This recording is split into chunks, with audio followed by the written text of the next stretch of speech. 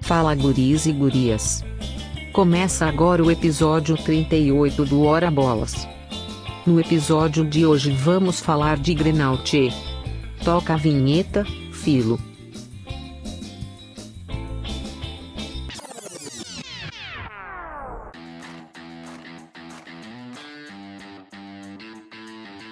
Bate! Barbaridade Maria! Começa agora o episódio 38 do Ora Bolas, a história do mundo levada na esportiva.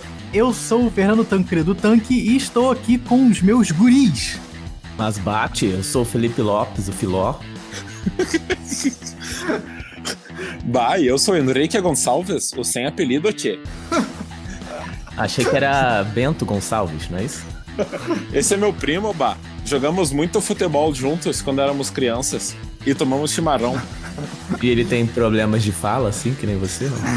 Não, Não, ele fala bem, só eu que tenho problema mesmo. Ah, tá. Tá bom. É todo mundo aqui tentando fazer sotaque de gaúcho hoje, porque a gente vai falar de Grenal.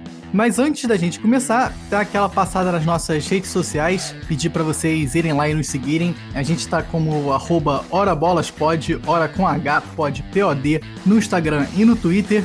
E estamos também nas diferentes plataformas que você usa aí pra nos escutar, né? O Spotify, Apple Podcast, Google Podcast, Deezer, Cashbox, no YouTube com as imagens e com o Amazon Music também. Episódio de hoje aqui sobre o Grenal, que foi uma recomendação de um dos nossos ouvintes, Guilherme Mombelli. Abraço aí pro nosso querido Momba. Também uma homenagem, né? É uma recomendação aí que ele deu umas 20 vezes, né? Então, obrigado pela insistência, a gente finalmente te escutou. Se tiver alguma dica, só mandar umas 20 vezes lá no nosso Instagram que eventualmente a gente escuta. Mas falando do Grenal aqui, né, é um dos maiores clássicos aí do Brasil e muitas vezes é listado como sendo o maior clássico do Brasil, né? Um jogo aí que para a cidade de Porto Alegre inteira, né? Com certeza, e é reconhecido como um dos maiores clássicos, não só no Brasil, mas em 2016, a revista inglesa 442, que é uma revista de futebol, talvez a maior revista de futebol do mundo, ela ranqueou os maiores clássicos do mundo e colocou o Grenal como o 8º maior do mundo e, consequentemente, o maior do Brasil. Acho que podemos dizer que para quase o estado inteiro do Rio Grande do Sul, né? Não só Porto Alegre. O fato de serem dois times grandes só numa cidade e num estado, né? Com certeza ajuda aí na rivalidade, comparativamente aí, por exemplo, os times do Rio ou de São Paulo. Então, por isso que o Grenal e também o Clássico Mineiro são grandes clássicos do Brasil. E é uma discussão boa, assim, não vou dizer que é o maior do Brasil, mas com certeza é um dos maiores e é uma rivalidade muito, muito grande. E também é uma história muito antiga, né? Os times aí criados no início do século XX, então já são aí mais de 110 anos de Grenal.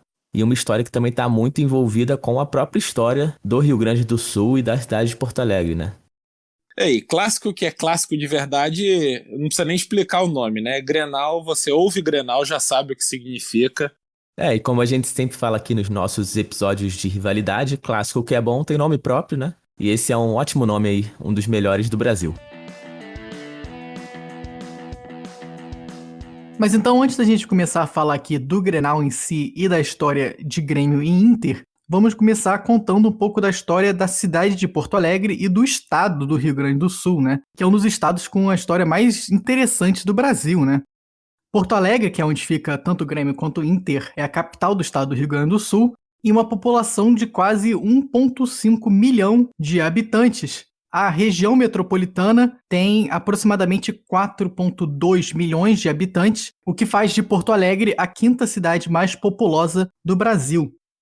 A cidade de Porto Alegre foi fundada no dia 26 de março de 1772 e recentemente, né, sofreu aí uma mudança de nome com a eliminação do nosso querido Nego Di lá do Big Brother. A cidade mudou de nome de Porto Alegre para só Porto agora. Boa, boa. Piada contemporânea aí. Ora Bolas também é Big Brother. Brother Bolas. Eu não vejo Big Brother, mas eu gostei da piada, foi engraçado. Diferente das piadas que ele faz, né? E a história do povoamento de Porto Alegre é bem interessante porque a cidade, na verdade, começou a crescer com a chegada de famílias açorianas, oriundas aí de Açores, que é um arquipélago que até hoje faz parte de Portugal. E naquela época, como grande parte do que é o Brasil hoje, o estado do Rio Grande do Sul era território espanhol, pelo Tratado de Tordesilhas, mas com a expansão de diferentes bandeirantes e missionários, os portugueses acabaram invadindo essas terras aí que eram espanholas, e o estado do Rio Grande do Sul foi uma dessas terras. Então, a ideia de Portugal era justamente para exercer o domínio sobre Porto Alegre. Eles enviaram todas essas famílias aí de Açores para povoar a cidade de Porto Alegre com portugueses. E aí, já chegando no século XIX, foi quando teve aí um grande influxo de imigrantes, né? Tanto italianos quanto alemães, até como é conhecido aí o sul do país, né? Por ter muitos imigrantes europeus. E a maioria desses imigrantes vieram já no século XIX para o Rio Grande do Sul e para Porto Alegre.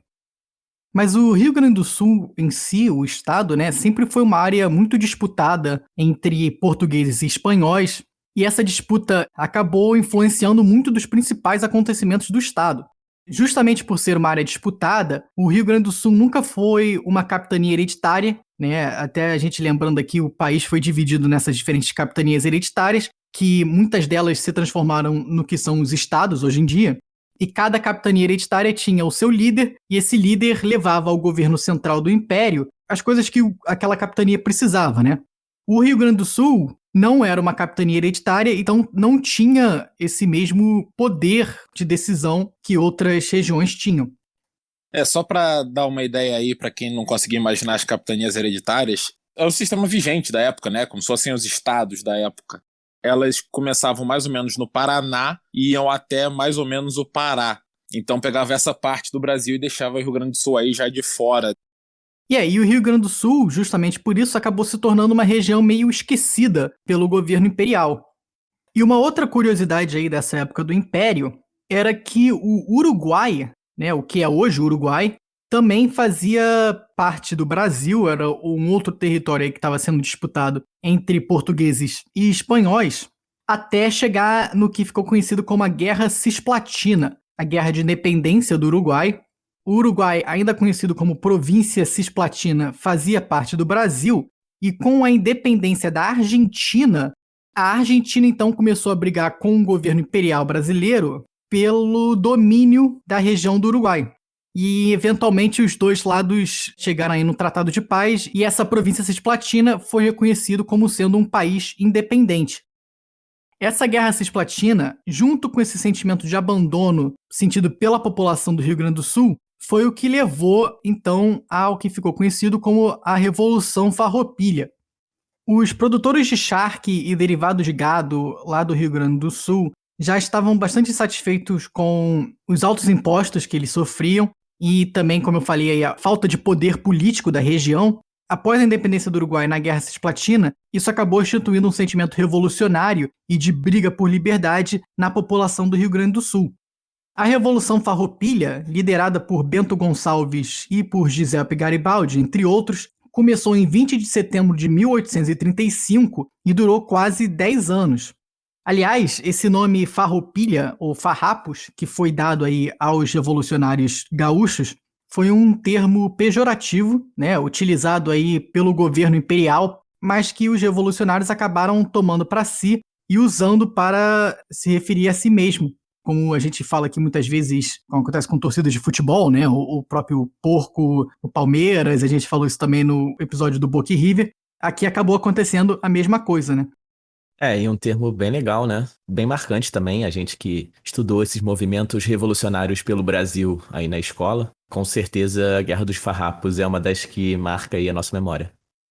Justamente, né? E a Revolução Farroupilha, como eu falei, começou em 35, e aí o exército revolucionário conseguiu algumas importantes vitórias no começo, e em 11 de setembro de 1836 declarou a independência da República Rio-Grandense como uma república independente.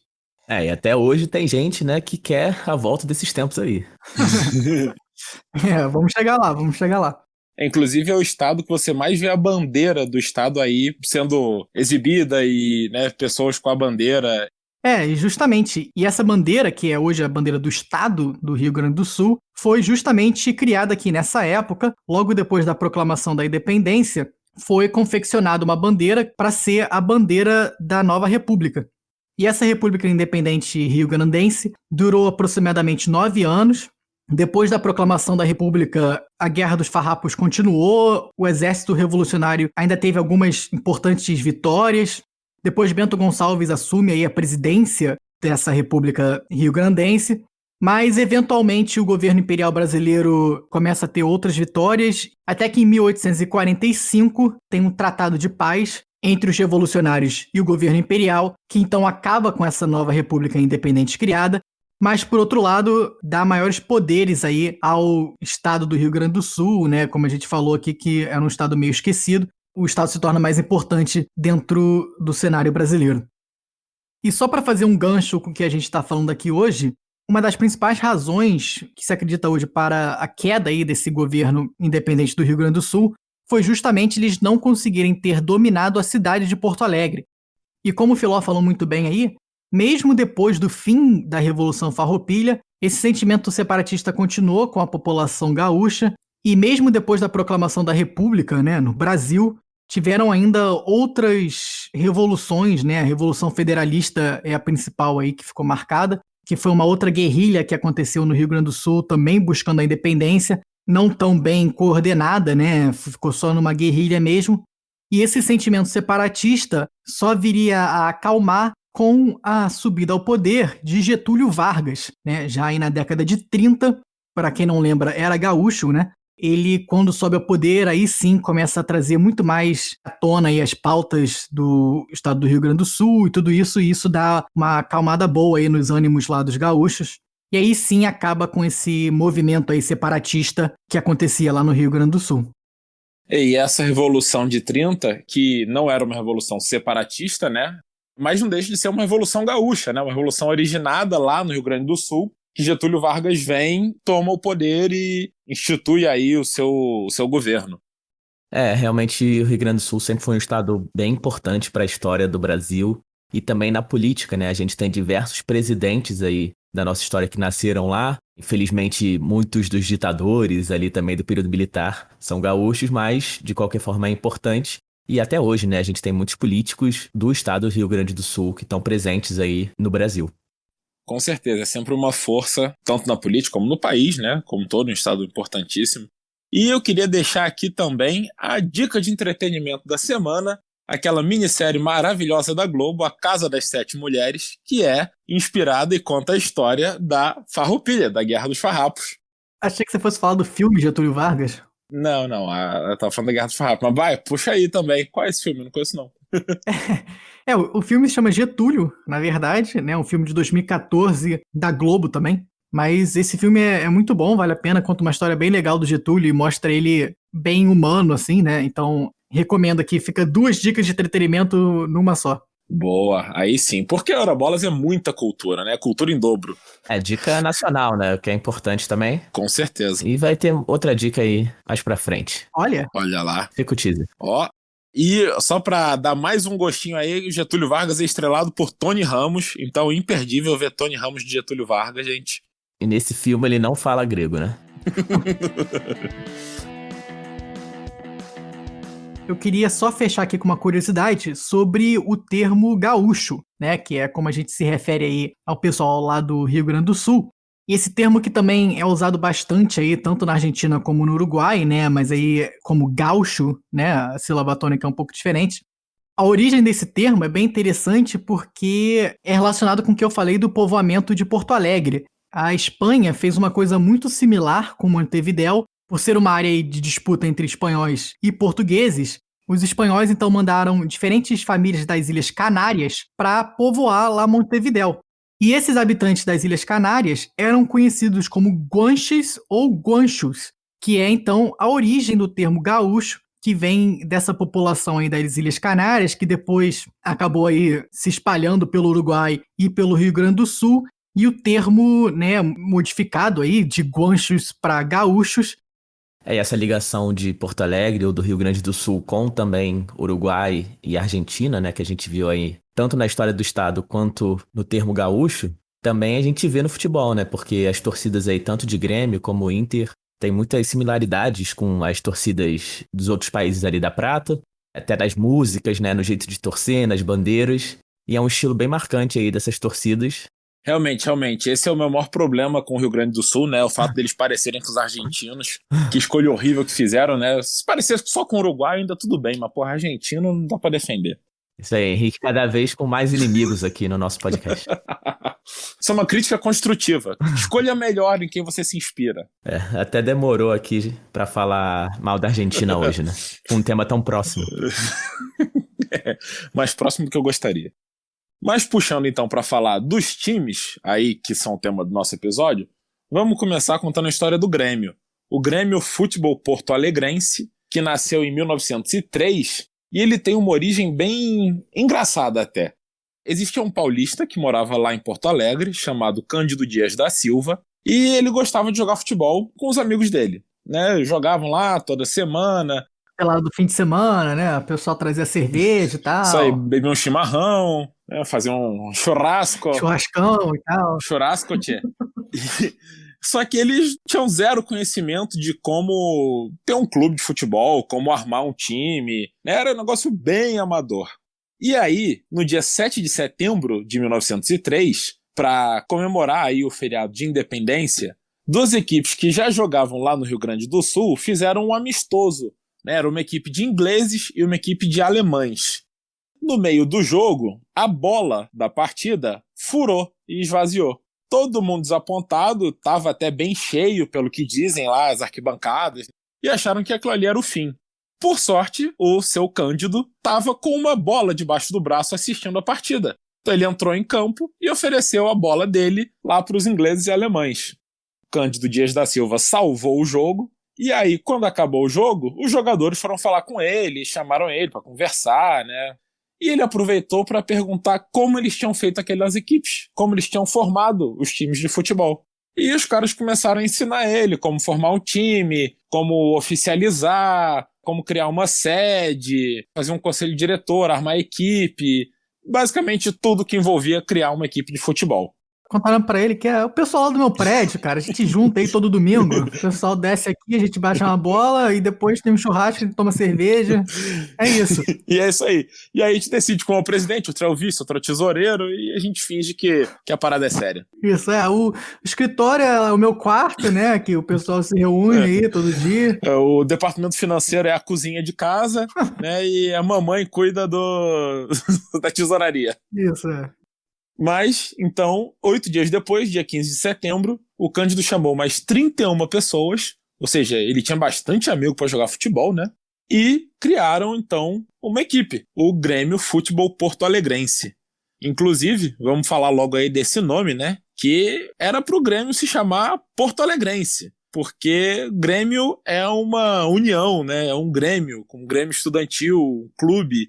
Mas acho que Grêmio é um nome bem legal. Então, que bom que foi o que ficou. É que nem os argentinos chamam o Atlético Mineiro, né? Que chamam só de Mineiro. Lá na Argentina é tudo Clube Atlético isso, Clube Atlético aquilo. E um time chamado Clube Atlético Mineiro, o nome é Mineiro pra eles. Argentino, pra variar, tudo errado, né? Inclusive sem criatividade. Mas voltando então ao Grêmio, a primeira camisa que foi definida era uma camisa listrada na horizontal azul e vinho, calças azuis, meias pretas, gravatas brancas e bonés pretos. Era um time classudo, aí como gosta de dizer o Tanque, né, que jogava até de gravata. Eu gostei que o termo tá pegando, hein? Classudo é a nova expressão do Ora Bolas aqui. Mas aí, no ano seguinte, então, ocorreu o primeiro jogo, em 6 de março de 1904, e na verdade foi uma rodada dupla contra o mesmo time, o Futebol Clube Porto Alegre. O Grêmio venceu as duas partidas por 1-0, então um início vitorioso aí do grande Grêmio.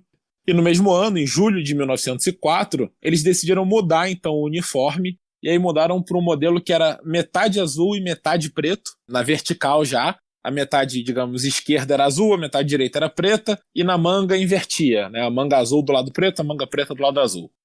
Eles construíram aí também um estádio desde o início, aí, em 1904, no bairro Moinhos de Vento. Eles compraram uma área de um cara que era até um jogador do time, o glorioso Emetério Mostardeiro. Isso aí parece mais um nome fictício do FIFA, mas ele realmente existiu e foi jogador do Grêmio. É a nossa nova sugestão de nome aqui para filho.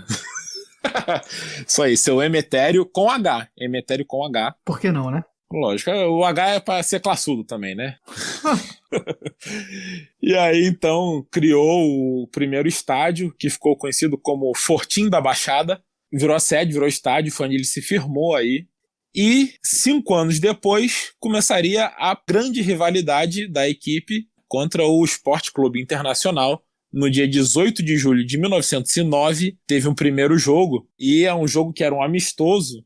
O Inter era um time recém-criado, e o Grêmio até pensou em mandar o time reserva, mas o Inter pediu para que fossem os titulares, e o placar foi de 10-0 para o Grêmio. Foi aí a maior goleada até do Grenal da história, mas sendo o primeiro jogo é até compreensível, né? Um time estava há 7 anos aí disputando partidas, o outro era bem novo. De qualquer forma, foi o pontapé inicial para essa rivalidade aí que dura, como a gente falou, mais de 110 anos. Já na década seguinte, o Grêmio começou a dominar aí a cidade de Porto Alegre e o estado. Ele ganhou o Campeonato Citadino de Porto Alegre, que seria um precursor aí do Campeonato Gaúcho, por 5 vezes seguidas, de 1911 a 1915.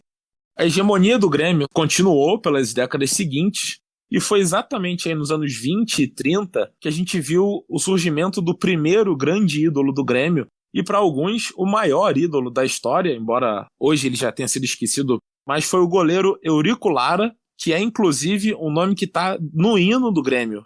O Eurico Lara era de Uruguaiana e ele começou a jogar lá na cidade dele, só que ele era tão bom que a lenda dele começou a se espalhar pelo estado e diziam que quando eles jogavam lá em Uruguaiana, o time não perdia. Os gremistas começaram a ficar curiosos e aí, em 1920, foram lá ver quem era esse goleiro, ficaram muito impressionados e quiseram contratar. Ele era um jogador amador e era militar, e ele disse que ele não tinha menor interesse de jogar futebol em Porto Alegre. Pois bem, o Grêmio usou de sua influência e conseguiu com que o Eurico Lara fosse transferido dentro do Exército para um regimento, lá, uma corporação em Porto Alegre. Sendo assim, ele decidiu, por que não, jogar também pelo Grêmio, enquanto continuava sendo militar aí, sendo um tenente do Exército e jogando também pela seleção do Exército. O Eurico Lara jogou por 15 anos no Grêmio, de 1920 a 1935. Nesse tempo ele ganhou 11 campeonatos de Porto Alegre, 5 campeonatos gaúchos e coroou aí essa grande carreira dele quando, em 1935, ele já com 37 anos, começou a ter problemas no coração e, depois de consultar muitos médicos, ordenaram que ele não jogasse mais, que era perigoso. Só que em 35 era o centenário da Revolução Farroupilha. E era então um campeonato gaúcho considerado mais importante ainda, né? Porque era o campeonato da Farroupilha.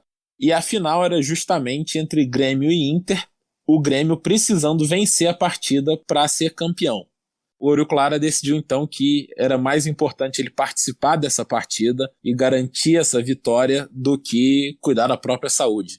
Dizem que ele fechou o gol no primeiro tempo e garantiu aí um 2-0 para o Grêmio, e ele saiu ovacionado, e essa foi a última partida do Eurico Lara, que faleceu 2 meses depois como um grande ídolo do clube. E aí, em 53, o Grêmio criou uma última parte do hino, incluindo o nome dele, Lara, o craque imortal, sob o seu nome elevar, hoje com o mesmo ideal, nós saberemos te honrar. E o hino do Grêmio, que é considerado aí por muitos um dos mais bonitos, se não o mais bonito do Brasil, né? Com certeza. E isso quer dizer que hoje nós temos que cantar o hino também? Isso aí fica com vocês. Eu já fiz a minha parte aqui, vocês que se decidam. Eu não vou cantar, mas se quiser cantar, você canta. Vamos lá então, fazer essa homenagem aí pro Grêmião. Até a pé nós iremos, para o que der e vier, mas o certo é que nós estaremos com o Grêmio onde o Grêmio estiver. Desculpa aí, sou um péssimo cantor, mas vale a intenção, né? Tá bom.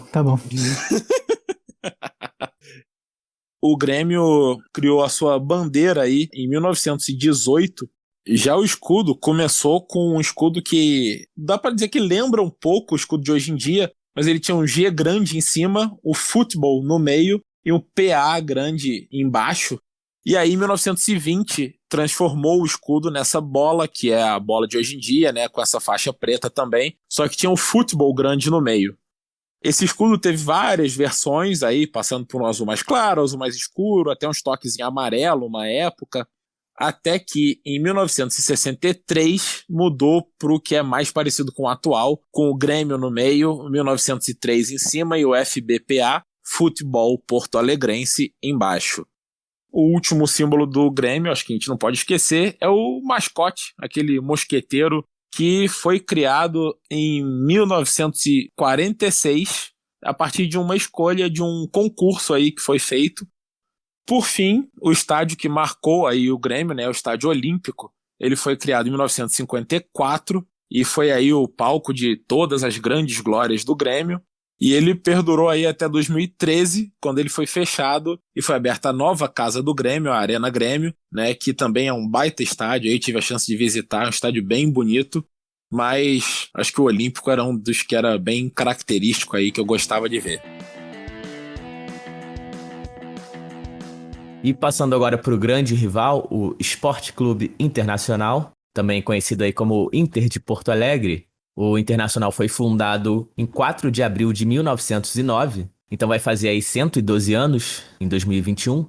E ele foi fundado pelos irmãos Pope, que eram o José, o Luiz e o Henrique Pope, uma família vinda de São Paulo em 1901. E eles eram muito apaixonados por futebol e queriam praticar o esporte, mas naquela época os clubes existentes ainda eram fechados e praticamente não aceitavam pessoas que não fossem de descendência alemã. E esses clubes eram o Grêmio e também o Futebol Porto Alegre, que até pelo nome, né, a gente vê aí que era um clube também alemão. Com essa ideia de exclusão aí que os irmãos Pope sentiam, eles criaram então um clube aberto a todas as nacionalidades, por isso o nome Internacional. O filósofo não contou o detalhe aí dessa primeira reunião, né? Porque eles estavam lá, pediram pra criar um time, o pessoal falou que só podia imigrante, e eles responderam, me poupe, né? Boa. Verdade. Troféu Hora Bolas Murchas do dia, unânime. Esse foi. E tem registros, né, desse momento, realmente. Você pode encontrar esse vídeo lá no A Praça é Nossa, quem quiser. Muito bom. Mas aí, numa reunião do dia 4 de abril de 1909, os irmãos Pope fizeram um anúncio e eles conseguiram ali cerca de 40 pessoas que se interessaram em fundar esse clube, que também se sentiam excluídas dos clubes alemães, e foi fundado, assim, o Sport Clube Internacional. E essa questão do nome é interessante porque, como os irmãos Pope vinham de São Paulo, eles também já conheciam um outro clube chamado Sport Clube Internacional de São Paulo, que até tinha sido campeão paulista em 1907 e serviu como inspiração para o clube deles. Mas essa questão do nome também volta à tona durante a Segunda Guerra Mundial, que foi até uma história que a gente contou aqui no episódio do Santos e Palmeiras, que fez o Palmeiras mudar de nome porque o Palmeiras se chamava Palestra Itália, em homenagem aos italianos, e o mesmo também aconteceu com o Cruzeiro. E como o Brasil estava em guerra contra os italianos e os alemães, o governo do Getúlio Vargas mandou esses clubes mudarem de nome.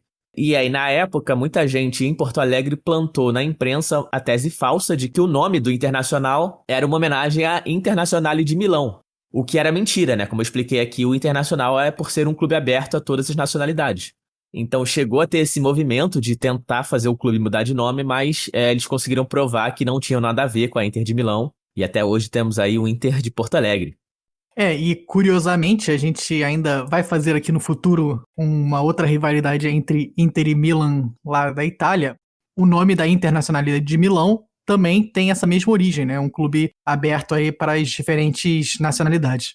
E também não tinha como ser, porque a própria Inter de Milão foi fundada só um ano antes do Internacional, e também naquela época não tinha, assim, essa comunicação, né? E também, como eu disse, a família Pope, além de ter vindo de São Paulo, a origem dessa família é uma origem holandesa, que tinha os seus antepassados em Pernambuco, então não tinha nada a ver aí com o passado italiano. E além disso, a Inter de Milão tem as cores do Grêmio, né? Não do Inter. Então... É uma confusão só, mas com certeza não tem ligação. E falando já das cores, na terceira reunião da primeira diretoria do Inter foram escolhidas as cores vermelho e branco, e essas cores têm origem no Carnaval de Porto Alegre, que grande parte ali da diretoria se divertia no Carnaval, E os dois grandes bloquinhos, né, daquela época, eram os dois grupos que dominavam o Carnaval de Porto Alegre, um chamado Venezianos, de cores vermelho e branco, e o outro que era a Sociedade Esmeralda, de cores verde e branco. E aí, como todo mundo se interessava por carnaval, eles decidiram trazer as cores daí, só que tinham mais venezianos do que esmeraldinos nessa diretoria do clube, então decidiram por ir com a maioria e escolher as cores vermelho e branco. E o motivo pelo qual os irmãos Pope gostaram também dessa combinação é que vermelho e branco são cores que estão na bandeira do estado de São Paulo, que é o estado de origem deles. Então também nas primeiras décadas do Internacional a cor preta também fazia parte, né? Porque são as três cores da bandeira do estado de São Paulo, vermelho, branco e preto. E é daí também que vem o apelido da torcida do Internacional, né? Que são os Colorados, uma menção simples aí e direta à cor vermelha da camisa do time. E a gente vê aí que os fundadores, tanto de Grêmio quanto de Internacional, eram bem boêmios, né? O pessoal lá do Grêmio fundou o time porque queria um pessoal para jogar uma pelada. E o pessoal aqui do Internacional fundou o time baseado em carnaval. Galera... Gaúcho também gosta de uma festa, né? Como todo bom brasileiro, apesar aí da proximidade aos argentinos, que também gostam de festa. Gurizada boa. Mas, falando também das cores, o primeiro uniforme do Internacional, ele na verdade tinha listras verticais, vermelhas e brancas, assim como os gremistas, né? Os colorados já eram classudos lá na década de 10, porque também tinham gravatas com calções brancos e meias pretas, que era justamente o que eu disse aí de fazer uma homenagem à bandeira de São Paulo. E aí, poucos meses depois da fundação, o Inter adotou já o que viria a ser seu uniforme atual e tradicional, com as camisas todas vermelhas e frisos brancos aí na gola e nas mangas. Só que no início os calções e meias eram pretos e só ao longo do tempo aí que teve essa mudança para short e meia branca, que é o que a gente tem até hoje. Pô, acho que essa combinação de vermelho e preto tava mais bonita, hein? Não. Hoje em dia tá melhor. E para falar do escudo do Inter, o primeiro escudo já tinha mais ou menos a forma que ele tem até hoje, né? Com as iniciais SCI, Esporte Clube Internacional, entrelaçadas. Só que ele era vermelho em fundo branco. E é um escudo bem bonito, até bem retrô. Diria classudo. Classudo, né? Concordo. Esse aí era classudo mesmo. E foi na década de 50 que acabou acontecendo essa inversão e virou o que a gente tem hoje em dia, né? Com as letras ISC em branco no fundo vermelho e ao longo dos tempos também foi se modernizando um pouco. E aí agora tem escrito ali em cima SC Internacional e embaixo 1909, o ano de fundação. E logo após ser fundado, em 1909, o Inter já jogou alguns amistosos contra times pequenos, mas um dos seus primeiros jogos foi já um Grenal, né, para marcar definitivamente aí a rivalidade entre os dois maiores clubes do Rio Grande do Sul. Os dirigentes do Inter convidaram o Grêmio para uma partida, que foi aí o primeiro Grenal da história, né, que o Rick também já citou. E o Inter, por ser um clube muito, muito jovem, acho que não mediu ali a sua força muito bem, acabou levando de 10-0, que até hoje é a maior goleada do clássico.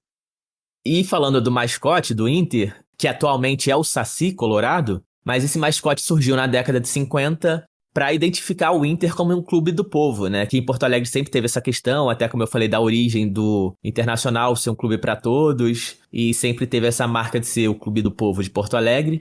Então, nas páginas esportivas de dois antigos jornais, a Folha Desportiva e o jornal A Hora, surgiu aí em charges essa figura do negrinho, né, uma criança negra que representava o povo e que também era cheia de ironia, cheia de malandragem. E até por essa malandragem, com o tempo, o negrinho acabou virando o Saci, né, se juntando aí ao folclore brasileiro. E também porque o Saci gosta de armar ciladas e armadilhas para os seus adversários, que seria aí uma analogia ao que o Inter fazia dentro de campo, né, contra os seus rivais. E, na minha opinião, é um dos mascotes mais legais aí do futebol brasileiro, né? Por toda essa questão do folclore. Com certeza, é um mascote único aí, porque o Saci, como você falou, é o folclore brasileiro. Acho bem legal também. E o Saci me faz lembrar do glorioso Renteria, né? Quem não lembra dele? Fazia gol e comemorava com chapeuzinho vermelho, pulando numa perna só. Chegou até a botar o cachimbo na boca uma vez que eu lembro. Um grande colombiano aí do futebol brasileiro. Sapecava em campo. Essa foi boa. E em termos de estádio, né? O Inter jogava em estádios pequenos aí desde sua fundação até o ano de 1931, quando ele passou a jogar no famoso estádio dos Eucaliptos, que também foi um estádio muito marcante aí de Porto Alegre, que depois viria a ganhar o nome de Ildo Meneghetti, que foi um ex-governador do Rio Grande do Sul e também patrono do Internacional. Mas no jogo de inauguração do Estádio dos Eucaliptos, foi logo um Grenal, em março de 31, vencido pelo Inter por 3-0, então uma vitória muito marcante aí na inauguração do estádio. Estádio dos Eucaliptos, que foi usado pelo Inter até 69, quando o Inter passou a jogar no estádio do Beira-Rio. Mas a história do Beira-Rio começou muito antes, 13 anos antes, na verdade, em 1956. O vereador de Porto Alegre, Efraim Pinheiro Cabral, que também por várias vezes presidiu o Internacional, apresentou uma proposta, para a Câmara para doar uma área à beira do rio Guaíba para o Internacional, e essa área seria aterrada para a construção do estádio. Então, em 56, na verdade, o Inter ganhou uma terra que não era uma terra, era uma água, até por isso que demorou tanto tempo. Só em 59, 3 anos depois, que foi finalizado o aterramento e começou de fato a construção do Beira-Rio, que demoraria ainda mais 10 anos para ficar pronta, e foi um estádio construído também em grande parte com a contribuição da torcida, porque o Inter não tinha tanta verba para fazer o estádio, então a torcida trazia tijolos, cimento, ferro para ajudar na obra, e o Inter criou até programas especiais de rádio para mobilizar os torcedores colorados em todo o Rio Grande do Sul. Construir o estádio na água realmente é complicado. Se ainda fosse um estádio de polo aquático ou uma coisa assim, era mais fácil. Agora, estádio de futebol na água é difícil. Por isso que demorou 13 anos, Realmente um feito de engenharia aí. Os torcedores colaboravam trazendo um pedaço de terra, Traziam uma areia. Vinham nadando. Cada um ajuda com um pouquinho. E o hino do Internacional, que eu falei que não ia cantar, mas decidi que vou cantar. Então fica aqui minha palhinha. Glória do desporto nacional, ó Internacional, que eu vivo exaltar. Chega.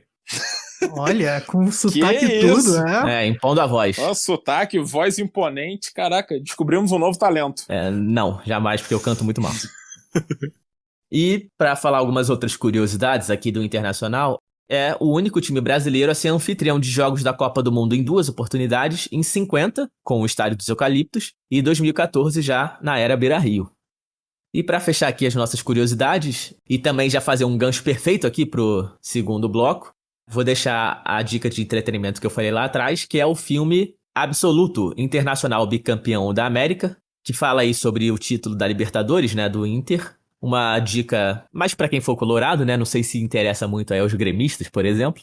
Mas, em 2010, o Internacional entrou pro livro dos recordes, fazendo a exibição do filme para 27 mil pessoas no Beira-Rio, e foi autenticado aí como o maior público da história do cinema, de um filme exibido para 27 mil pessoas, esse recorde que atualmente já foi batido aí, mas marca a história do Internacional entrando para o livro dos recordes, que é também o nosso segundo bloco de hoje. Livro dos recordes. Porque pros gremistas que não quiserem ver o filme do Internacional, motivo muito justo, tem então aí uma dica que é o inacreditável, A Batalha dos Aflitos, um documentário de 2006 que conta da Batalha dos Aflitos, a partida aí dramática contra o Náutico que garantiu a volta à primeira divisão do Grêmio em 2005. Só pra não ficar atrás, tem aí a dica de entretenimento do Grêmio. Agora que eu já estraguei o gancho do Filó, entra aí a Maria pra levar a gente pro livro dos recordes. Livro dos recordes.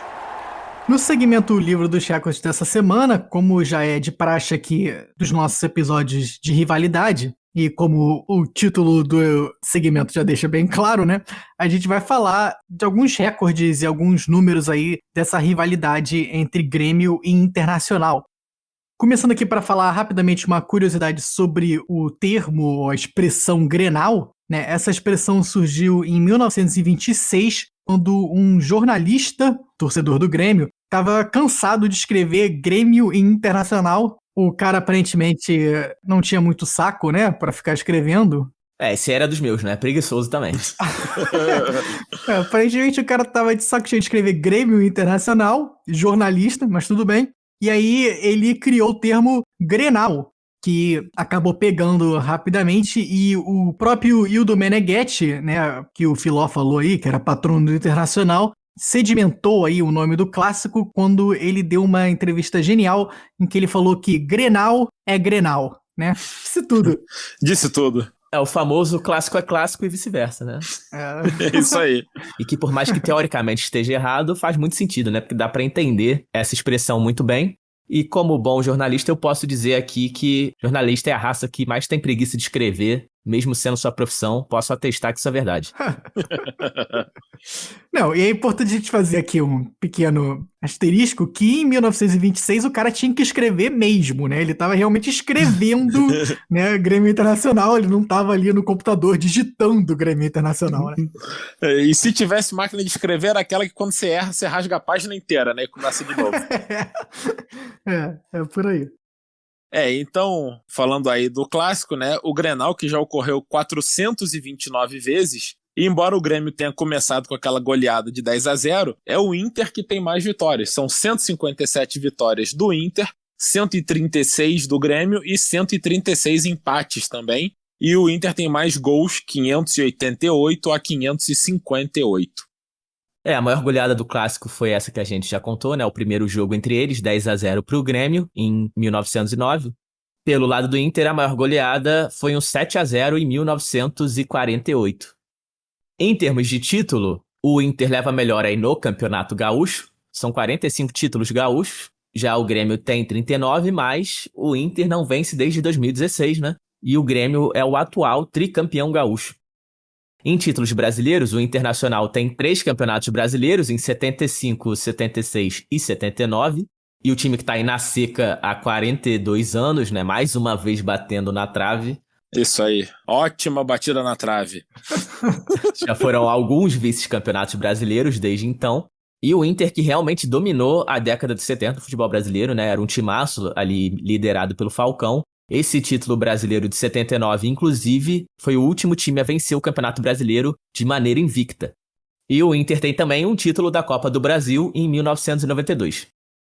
O Grêmio, por sua vez, tem 2 títulos do Campeonato Brasileiro, em 1981 e 1996, e tem também 5 títulos da Copa do Brasil, e pode agora, né, ganhar o seu 6º título, vai jogar a final aí contra o Palmeiras, e se ganhar, se iguala ao Cruzeiro como os 2 maiores campeões da Copa do Brasil.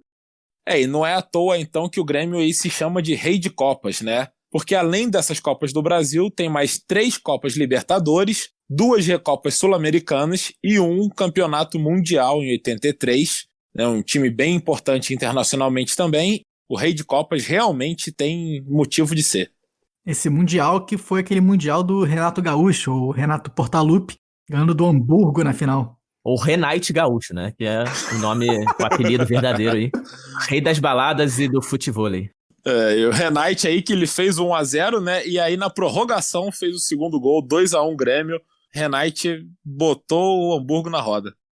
E falando do Internacional, até o início aí dos anos 2000 tinha aquela piada, né? De que o Internacional era o time mais nacional de Porto Alegre, e realmente era, mas conseguiu diversas conquistas fora do Brasil, foi campeão 2 vezes da Libertadores, em 2006 e 2010, campeão da Sul-Americana em 2008, primeiro campeão brasileiro, né, desse novo torneio, também ganhou a Recopa Sul-Americana em 2007, em 2011, além, é claro, do gloriosíssimo, né, Mundial de Clubes de 2006, vencendo o Barcelona na final, naquele jogo histórico, o Barcelona de Ronaldinho Gaúcho, com o gol do nosso inesquecível Adriano Gabiru. Tão grande quanto o Renato Gaúcho, né? Só que não, né? É difícil até saber quem é maior. Mas ali aquele jogo, quem brilhou foi o Klemer, né? O goleirão, já no fim da carreira e parou tudo. Foi quase uma repetição, né, do São Paulo e Liverpool também, né, no Mundial anterior. Com certeza. Que o time europeu vai, massacra o brasileiro e o goleiro fecha o gol, e no final o time brasileiro consegue aí o gol da vitória. E agora sim, né, o Internacional de Porto Alegre é de fato um clube muito, muito internacional, um dos maiores vencedores do futebol brasileiro. Mas com isso, então, a gente aproveita para fechar aqui o nosso episódio, sempre dando aquela passada nas nossas redes sociais. Se você gostou aqui, a gente está como @orabolaspod no Instagram e no Twitter. Estamos também aí nas diferentes plataformas de streaming, né, que você está usando para nos escutar. O Spotify, Apple Podcast, Google Podcast, Deezer, Cashbox. Estamos também no YouTube e no Amazon Music. Eu agradeço aqui aos meus guris que fizeram o episódio comigo. Obrigado, Filó. Obrigado, Henrique. Capaz. É isso aí, pessoal. Não tenho mais gírias gaúchas pra vocês, nem piadas mais pra fazer, então até semana que vem. Muito obrigado a todos, agradecemos muito e dessa vez não vai ter animal, né? Porque não temos nenhum animal no episódio, tchê. E eu não sei imitar um saci, daí. Saci você pode imitar aí, mas só não faz barulho aqui no microfone, né? Só um minutinho. No máximo o pé batendo no chão. Tô pulando aqui de um pé só enquanto eu me despeço pra imitar um saci. Valeu, gente, grande abraço a todos e até semana que vem antes que eu caia. Então tá bom, né? Vamos ter que ligar pro SAMU aqui, pessoal. Melhor fechar o episódio. Abraço a todos e até semana que vem.